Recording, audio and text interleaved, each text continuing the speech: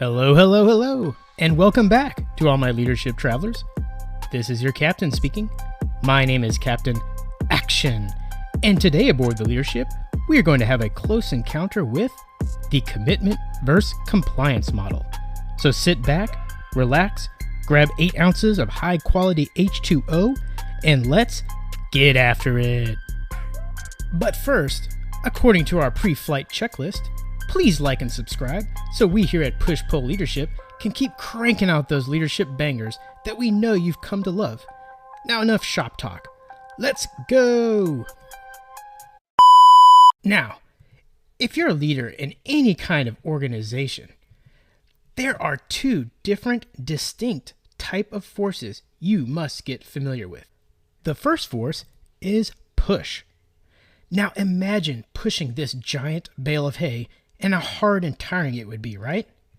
Well, the same kind of feeling is similar to asking an employee over and over and over again for that TPS report. Or, if you're a parent, that feeling and pushback of asking your kid to clean their room for the umpteenth time. Now, here's the good news. There's an equal but opposite type of force, and that is pull. So imagine you're in a dark hole and someone is pulling you out with a rope. Think how thankful and relieved you would be, right? Or let's say a beautiful or dashing dance partner pulls you onto a dance floor and exhilarates you to perform on that big stage. Or to use another parent reference, that feeling you get when your child pulls you to their freshly painted canvas and they beam with pride to show you their work of art. 2 forces, push, heavy and tiring, and pull, light, exhilarating. Now let's look how these slot into place by measuring performance over time.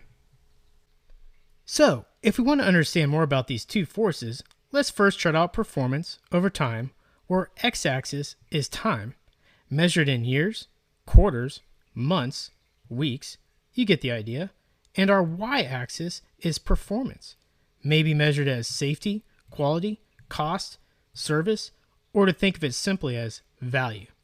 Now, as might be expected, no matter where you go, there is a minimum level of expectations, and this is called the have-to line, or the compliance line. This is the minimum level of performance expected by a leader or organization. On the opposite spectrum, here is the want-to line, or the commitment line. This is the maximum level of performance expected. Think of it as where your highest performers dwell.